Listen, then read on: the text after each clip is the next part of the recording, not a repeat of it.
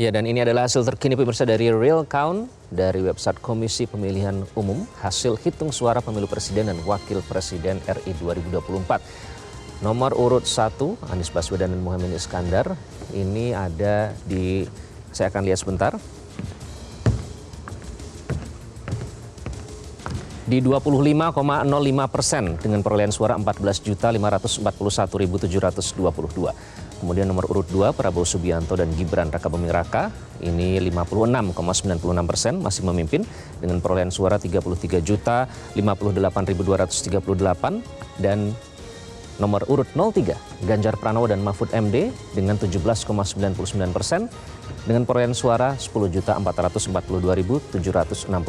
Kami masih akan terus umumkan hasil real count yang dihimpun dari website resmi Komisi Pemilihan Umum Republik Indonesia, pemirsa.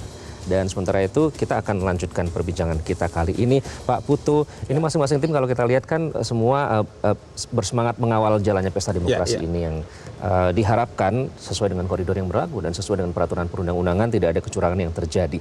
Nah, seberapa membantu sih temuan dari tim-tim lapangan ini untuk KPU sendiri? Oke, saya jawab dulu apa yang sudah pernyataan-pernyataan yang dijelaskan itu kita masukkan ke dalam kotak ini. Ada 3 kotak dia.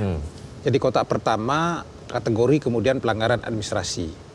Apakah selisih angka, apakah kemudian proses pencalonan, yang ruang ini ada di Bawaslu. Kemudian ada kotak yang kedua adalah pelanggaran yang bersifat pidana. Ya, kayak kemarin ada yang digebukin di Bali gitu kan. Ada kekerasan, ada pencurian dan seterusnya. Ini sudah ranah di Gakumdu melalui kepolisian. Apakah nanti dia hukum atau tidak. Dan terakhir barulah kemudian ranah sengketa.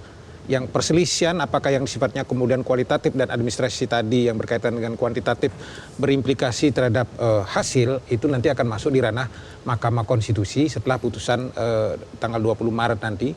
Mulai tanggal 23 Maret sudah dibuka oleh Mahkamah Konstitusi pendaftaran untuk sengketa hasil pemilu. Maka pertanyaannya kemudian adalah, kalau kemudian kita bagi 3 kelompok ini, maka dia akan menjadi 2. Ranah pidana tidak ada hubungan sama sekali. Ya, dia hanya bisa menjustifikasi bahwa penguatan terhadap pelanggaran administrasi atau persoalan sengketa.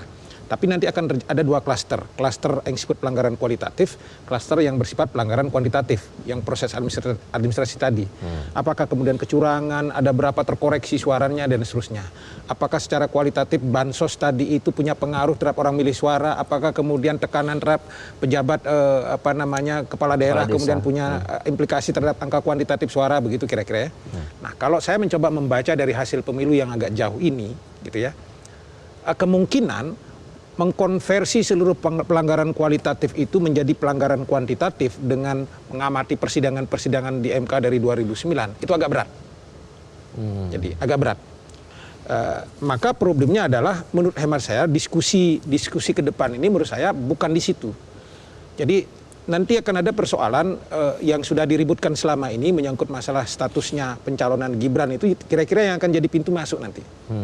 Jadi kita ketahui bersama bahwa kemarin beberapa waktu lalu sebelum pemungutan suara, teman-teman KPU kan divonis bersalah oleh DKPP karena dianggap melakukan pelanggaran etik dalam 2 hal.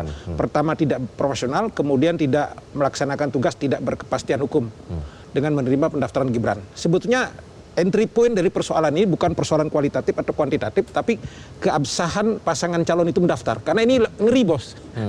Bung, saya kira ngeri ini. Kalau kemudian ini masuk ke MK dan kemudian MK memberikan justifikasi bahwa ini melanggar, apa yang terjadi? Pemungutan pemilu presiden ulang. Dimulai dari proses pencalonan yang baru. Karena otomatis punya potensi bahwa pasangan Prabowo Gibran ini kemudian dianulir karena dianggap Gibran tidak memenuhi syarat. Gitu kan? Kalau justifikasi ini memperoleh pintu masuk secara yuridis begitu. Dan buat saya ini sesuatu yang sangat dalam tanda kutip agak mengerikan juga gitu. Apa siap kita menerima konsekuensi hukum sedahsyat ini di Mahkamah Konstitusi? Lepas kemudian bahwa fakta hukum itu bisa dibuktikan benar atau tidak, yang saya ngeri itu adalah dampak sosial politiknya yang akan menjadi sangat luar biasa terhadap persoalan ini. Nah, itu yang kita ingin jelaskan di forum ini sehingga semua pihak bisa mengawal proses ini dengan sebaik-baiknya. Dari pengalaman Pak Putu sebelumnya ini belum pernah terjadi yang seperti yang ini. Pernah terjadi di beberapa pilkada, termasuk Pilgub. Pernah terjadi. Dimulai dari proses pencalonan, ya? Betul. Di Pilpres belum pernah terjadi. Ya, belum pernah terjadi bahwa ada kemudian pasangan calon yang digugat keabsahan pencalonannya di Mahkamah Konstitusi. Apakah mungkin? Mungkin. Karena semua indikasi-indikasi itu sudah mengarah ke arah sana begitu. Nah, kalau itu dipakai pintu masuk, mohon maaf saya dengan terbuka harus mengatakan punya potensi. Kemudian MK misalnya lurus jalannya, kemudian diolah sedemikian rupa, datanya akan bertempur di situ satu sama lain, kan cuma dua kemungkinan.